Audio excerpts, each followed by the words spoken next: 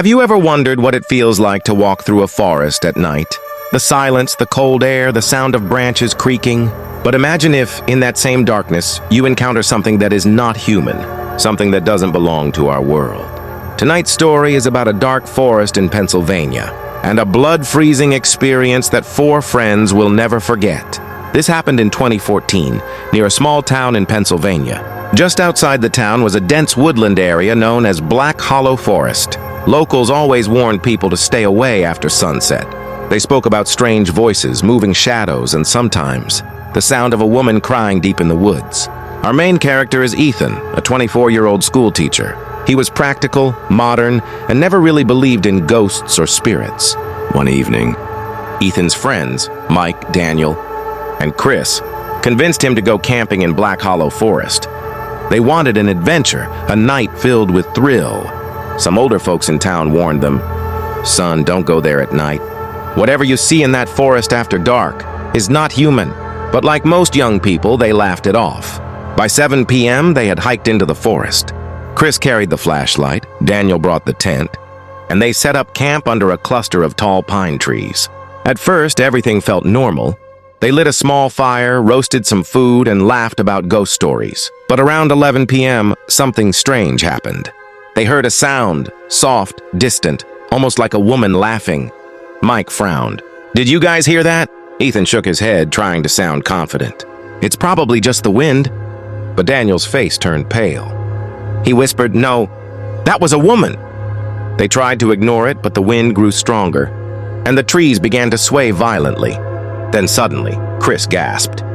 "There, behind the tent, someone's standing there." They all turned. Through the shadows, they saw a white figure, long hair falling over her face, standing completely still behind a tree. Ethan grabbed the flashlight and pointed it at the figure, and what they saw made their blood run cold.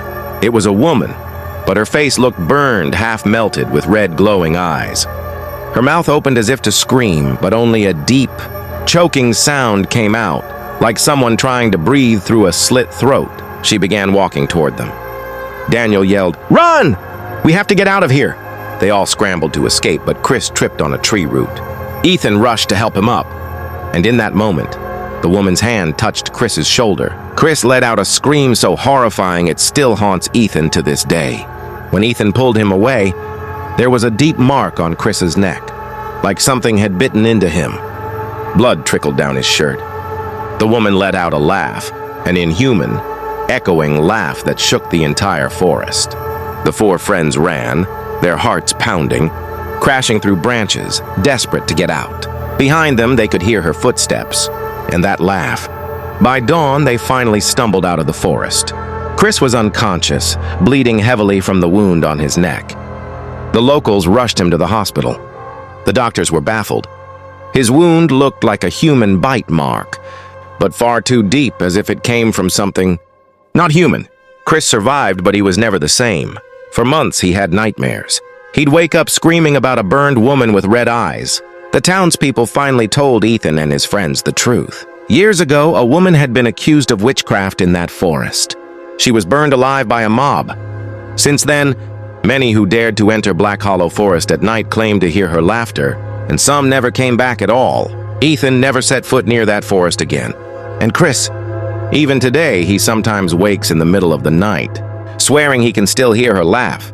And if you ever find yourself near Black Hollow Forest after dark, remember the words of the old townsfolk. Not everything you meet in the dark is human.